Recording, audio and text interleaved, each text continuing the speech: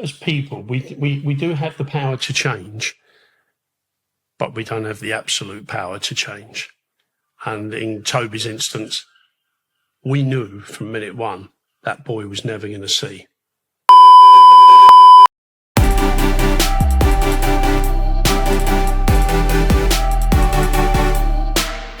I'm Leah, the founder of Broadstairs Consulting. We're a board advisory and mediation practice helping people thrive and flourish in crisis situations. Believing crisis isn't an if, it's a when. We want to help people disagree well and move forwards in challenging times. While we are unafraid of crisis, it's rare for one to be resolved in a single day. However long the day or night that gave rise to the crisis in the first place, there's always something we can learn. That's the genesis of The Longest Day. Our guests have overcome a litany of crises. Many have worked with us in some capacity in the past. All of them have stories worth hearing. We trust them to make this worth your while. We hope it helps you trust us. Today we welcome Barry Stickings MBE. Barry worked internationally prior to joining the Met Police, where he worked in uniform across London for 30 years before retiring in 2016. More recently, he has been a seasonal worker for the Border Force, where he deals with aspects of immigration and border entry. In 1989, Barry's son Toby was born with an extremely rare genetic disorder called bilateral anophthalmia, meaning he was born without eyes. Barry and his wife Kelly later became involved in supporting children with anophthalmia through founding BAM. Barry was awarded his MBE for services to children with visual impairments in 2018. He is a remarkable individual, as is Toby, and his longest day is filled with twists and turns. Well, Barry, thank you so much for being willing to come on The Longest Day. A pleasure. Thank you for inviting me. Of course. Why don't you tell our listeners about your longest day? My longest day, it was June the 15th, 1989. My wife Kelly, at the very end of pregnancy. And during the run-up to the 15th, we'd had some issues where Kelly got rushed to King's College Hospital because they had some fears around the baby. And she saw a guy called Kypros Nicolaides, who is a fetal surgeon. He operates on babies in the womb, but he was also doing specialised scans. And I was at work. I was actually giving evidence in a courtroom, and I got called, and they stopped the trial, and I got rushed up to King's College, met Kelly, and they did an amniotic fluid test. And as a result of that test, they found that Toby had some kidney issues. So we were fully aware that before Toby was born, he was going to have some, we didn't realise, serious kidney issues. Anyway, June the 15th, 6:30 in the morning, Kelly goes, "Oh, I think we need to go to the hospital."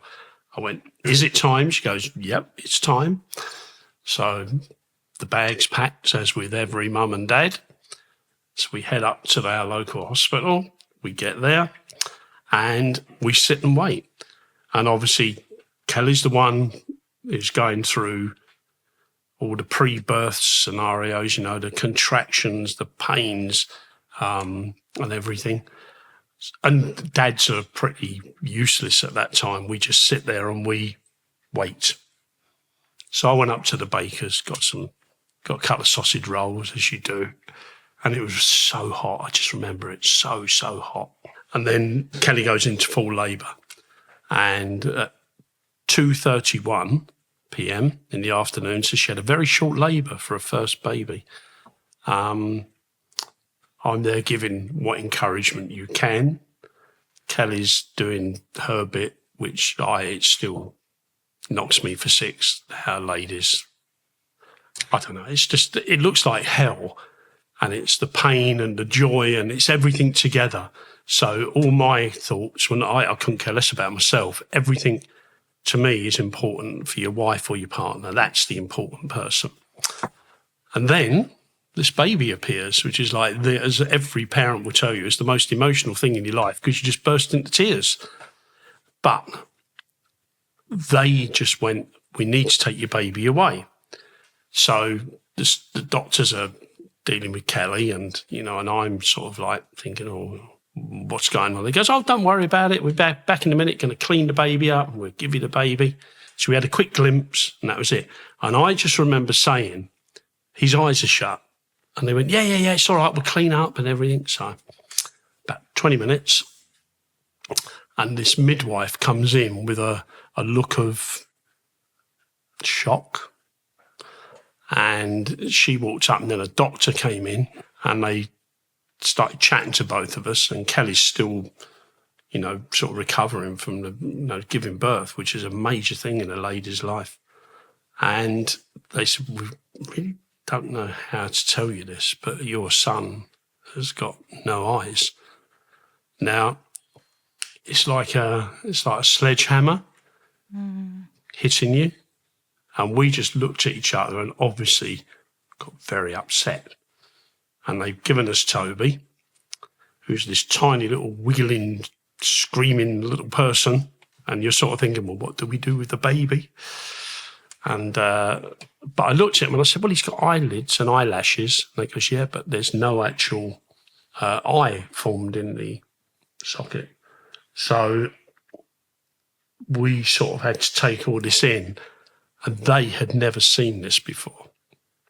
And the condition was called bilateral anophthalmia, or anophthalmus. So, and we said, what about the issue with the kidneys? And they said, well, we're aware of that, so we're on the case for that. And then they put Kelly in a room on her own, away from all the other parents. And I thought that was really quite harsh to do that, because it's like saying, we just put you aside because we've got all these mums with their babies. We don't want them to be aware of. So anyway, the next few days, was quite intensive. But one of the things that was the hardest to do was the fact that Kelly, 33 years ago, mobile phones weren't really that around. Not everybody had them. In fact, not a lot of people had them. So it was agreed between us both that I would have to go and tell everybody. So I had to go around Kelly's mum and dad, my dad, and then get in touch with my sisters and obviously friends, etc., etc. And that was pretty hard to actually have to do that. But it needed to be done. And then we're back at the hospital, and it was quite hard trying to think what's the next step. But the priority was Toby and Kelly. I didn't matter. Toby and Kelly, they're the ones. They were important. Kelly's given birth. Toby's now our new little person in our life. And a beautiful little son. Beautiful little son. So then it was decided that he needed to go to Great Ormond Street because of his kidneys, because they were a real issue. So I think it was 3 or 4 days later, Kelly was taken up in an ambulance up to Great Ormond Street. We had nurses go with us, etc. And Toby spent months in Great Ormond Street having pretty major surgery on his kidneys, which, touch wood, the guy who did the surgery, it was a very unique piece of surgery, resolved the issue. But just getting back to the day of the birth, it was like, wow, what do we do? But we're very positive people. And you sort of think, we have our child. We can't change our child. So we just accept. And that is quite an important thing to do, that you accept. You don't. I mean, because you could regress, couldn't you? You could go back and you could say, oh, woe is me, and oh dear. But everybody was brilliant, because seeing us being positive made everybody feel a little bit better, because we said, we've got our son Toby. Yes, he's been born blind. He's been born with no eyes. So we just need to get on with life. And he's the priority.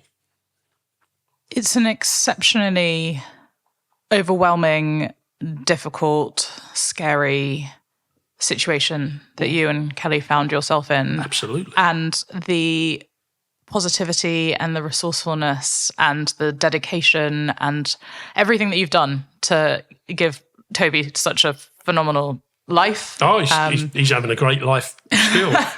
Never ends. But I can't assume that shift from trauma and grief and loss and fear to positivity was instantaneous. Oh no, it wasn't. It wasn't instantaneous. It was something that came over a few days. I think really what spurred us was the kidney condition was life-threatening. No two ways about it. So our focus was on that, and the blindness was going to be another aspect. But you just sort of think, I can't do anything about this. There is that strange analogy that I'm sure lots of people have used. You get on your plane, you've got your summer clothes, and the plane goes to the wrong place, and you end up in Helsinki in the middle of the winter when you're meant to be in the Caribbean. What can you do about it? Not a lot. So you adapt, but I think what was good was we had good family support, good friend support, but good medical support. And we were lucky. We had top experts dealing with Toby's kidney condition and the eye condition. And that, I think, is what sort of spurs you on. But we're positive people anyway, because, you just sort of think to yourself, oh, well, that's happened. Can't do anything about it. Get on with it. But you're not just a positive person. You're somebody who has experienced a huge amount of longest days professionally in other forums. Yeah. What are some of the things that have helped you to adopt this outlook on life? I think it's the way you're born. I think it's in you that, you just accept. Because, as people, we do have the power to change, but we don't have the absolute power to change.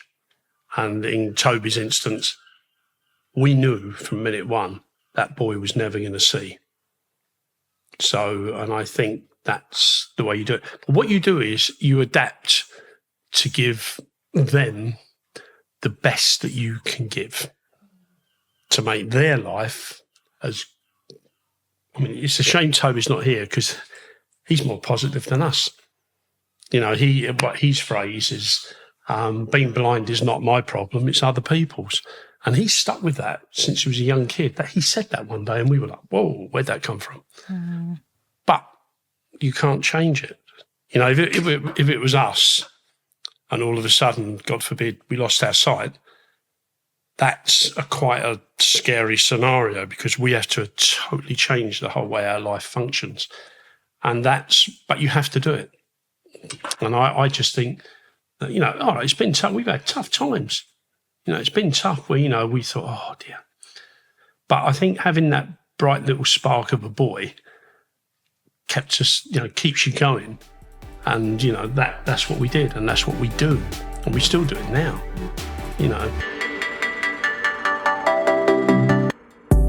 Are you feeling stuck? Has conflict got you down? Have you considered mediation? Mediation is a confidential and flexible way to resolve conflicts. 86% of all mediations end in a solution, saving time, money, and stress for all involved. Thanet Mediation Centre, a Broadstairs consulting initiative, offers mediation services to individuals and organisations in Thanet, Kent, and further afield. For more information or advice, email us at info@broadstairsconsulting.com. We are here to help you move forwards. Tell me about how some of those premature experiences, even in the hospital, with how doctors siloed you from other patients, how that has fed into the work that you've done advocating for people with Toby's condition. I think what it's done is it's made us understand that what you are given is what you are given. Others will react very differently. Doctors, nurses, even though it is their job, sometimes I don't always think professionals react correctly. But then again, if they have no knowledge of a situation, how can they react to something they don't really understand? Because they're learning. And those staff, it was a shock, and we could see it on their faces. But what it did for us was, over the years, and you just sort of think to yourself, oh, blimey, what should we do today with him? And you think, well, we'll go out with, and I took him up in a little plane, and just silly little thing. But because he has to have life experience. And then later, when there was an article in the Observer newspaper, going back a very long time, and it was all about a family. I won't mention names because that wouldn't be correct, but they had a child who had the same condition as Toby. And the Observer did an article, and I read it, and I went, wow, this is interesting. Because we had not really met many people whose kids had bilateral, or BA as we call it. And then at the bottom of this article, it said, we would like to get families together. And they did.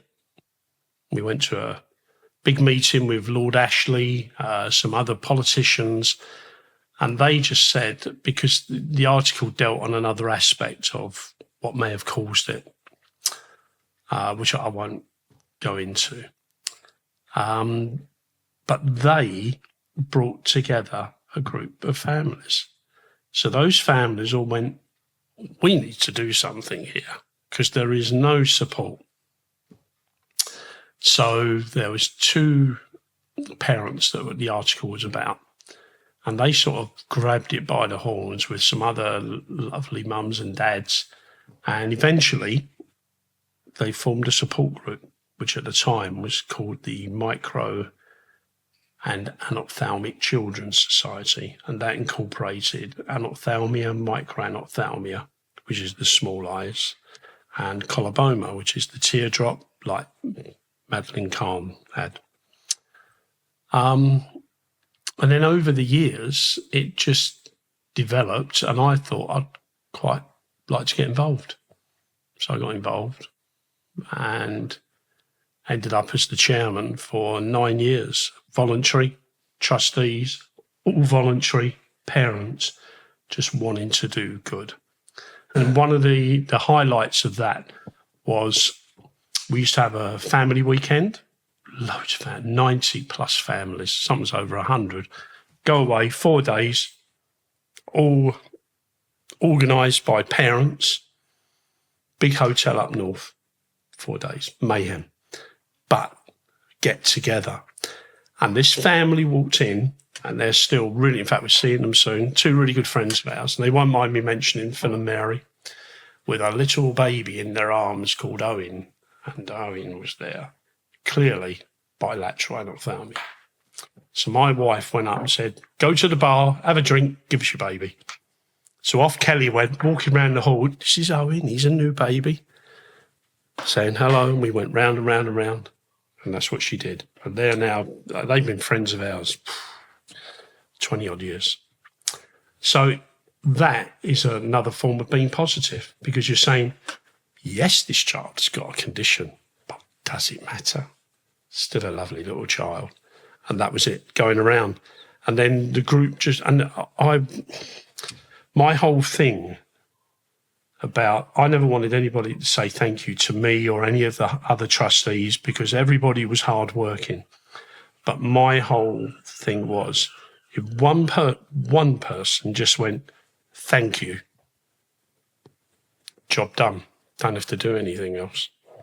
And we had tough times in the charity. We lost a couple of children, but everybody was there. And what was great, you see people who'd never met anybody else just sitting down together and chatting and going, oh yeah, what do you do when you're doing? What do you do? And it's all silly questions, but they're questions. And it just grew and it grew and it grew. We took blind kids and threw them out of aeroplanes, because we said, got to enjoy yourself, much as they didn't want to jump. We did sailing.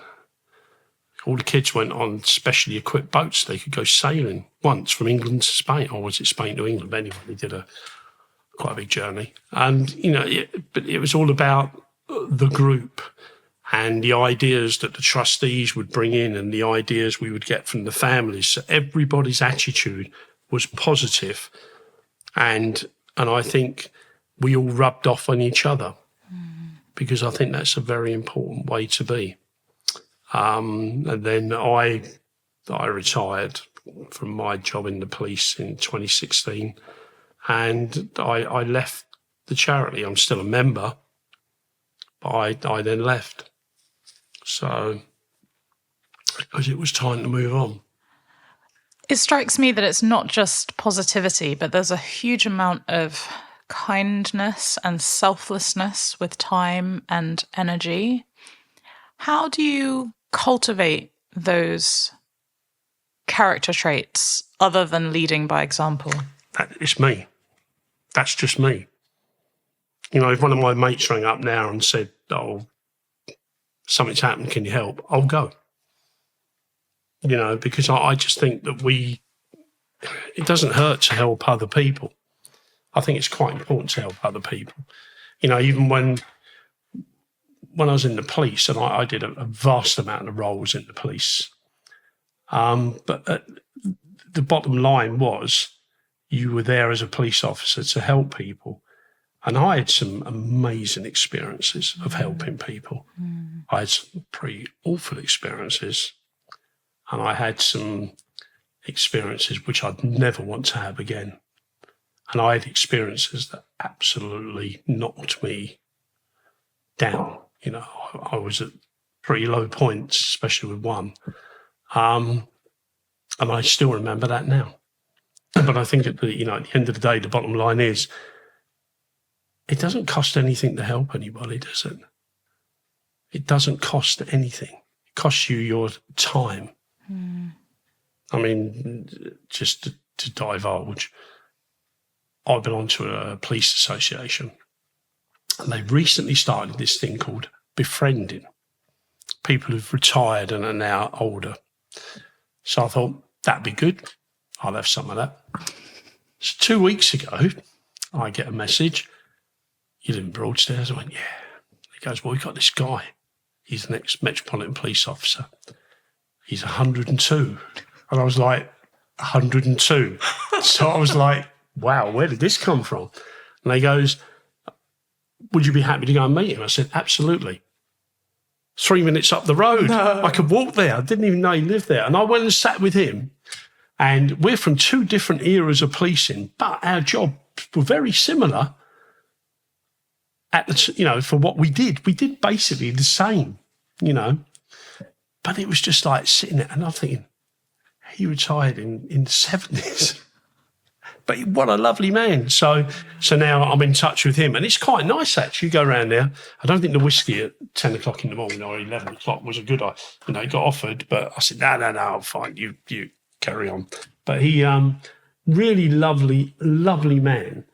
And I put it out there just to say that I'm doing this on one of our police Facebook pages. They went, "Oh, my God." And they went, "The greatest of respect for that man." And I said, absolutely. So that's another form of just thinking, got time, go and do something. Go and help somebody. It doesn't hurt, does it? It doesn't hurt at all. What have you learned about yourself through, I suppose, the personal trials alongside the professional trials? I think my biggest trait is, my wife says this, sometimes I don't listen. Because you like saying your own voice. But I do listen. But I do understand what she sort of says to me.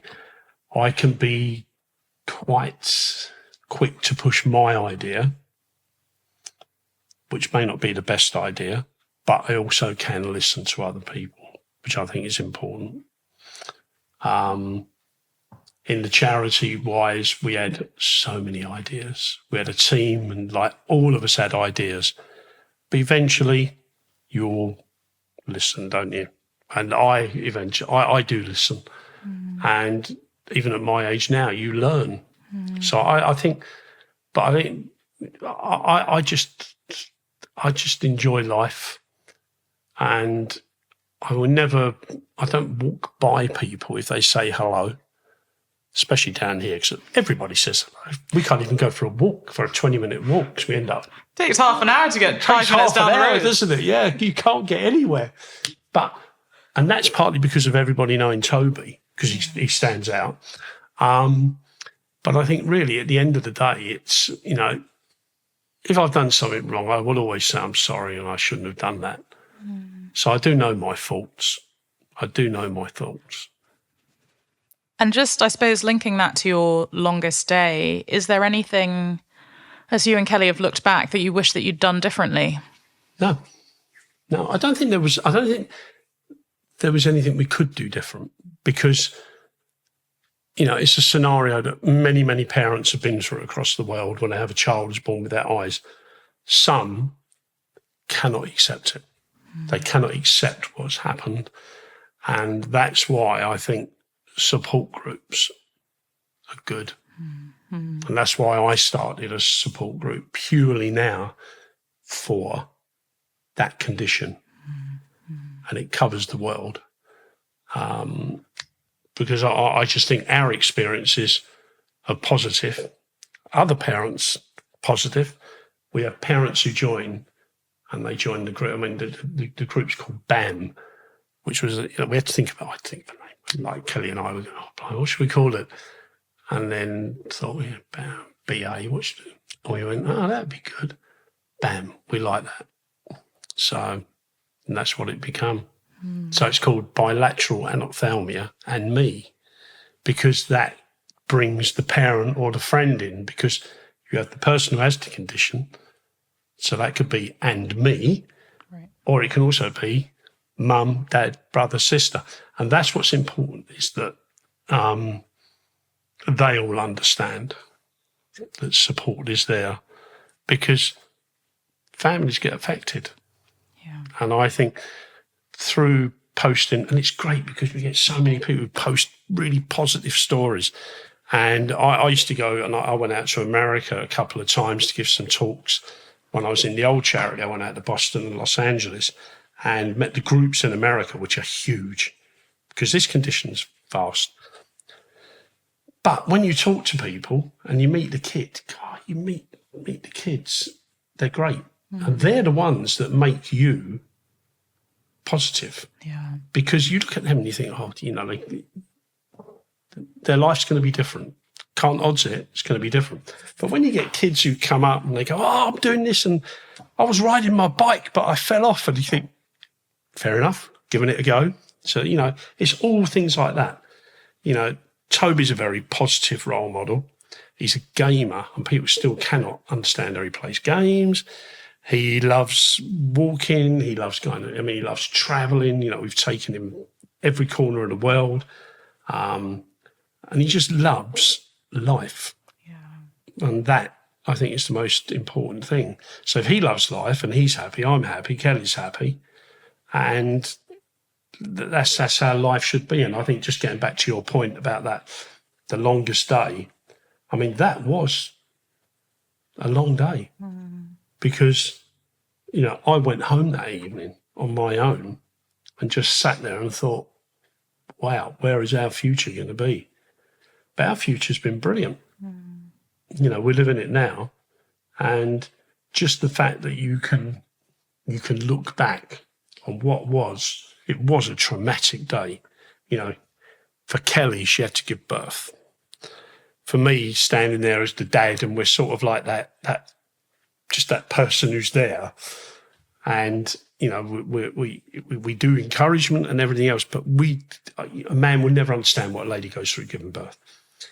And so then when the baby's born, everything just all changes instantly, because the baby's there. Yeah. And for us, beautiful baby boy, but then a scenario developed where it changed our lives. But it also, do you know something, in some respects, we've done things that we probably would never have done.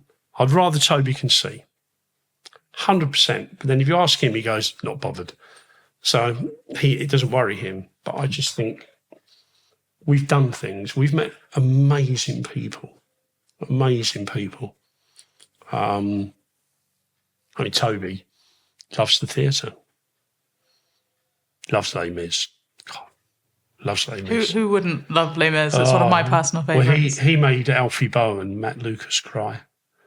So, and they both said to him after the show, "You made us cry." But some people, I think they oversee the blindness, see the person. I think that's quite an important thing. And I think now, hopefully, staff, when children are born with this condition, they understand. Yeah. And I'm pretty sure they do, knowing the amount of medical people I know now, and they're quite positive about the whole thing.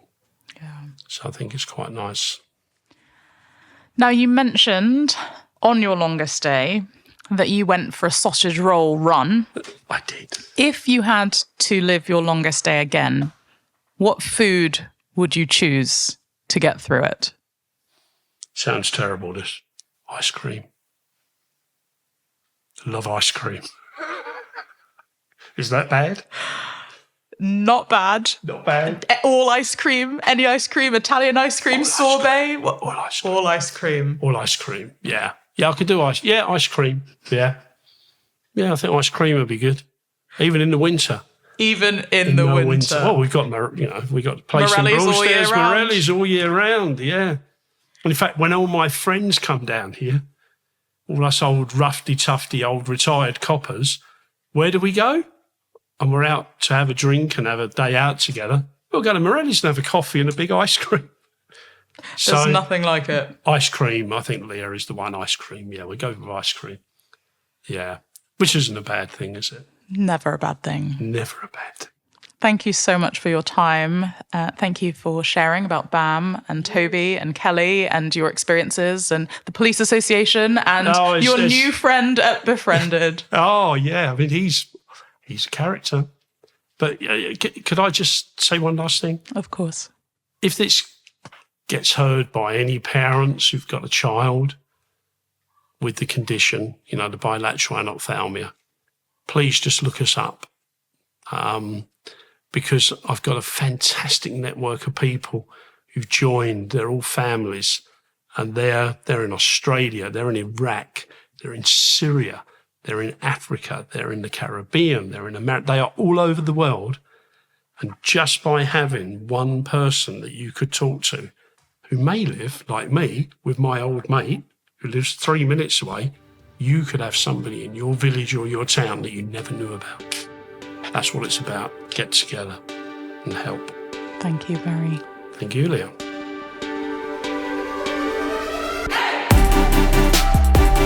You've been listening to a Broadstairs Consulting Limited podcast. We hope you've enjoyed this episode. Tune in soon to hear the next instalment of The Longest Day. Copyright 2023. Production copyright Broadstairs Consulting Limited. All rights reserved.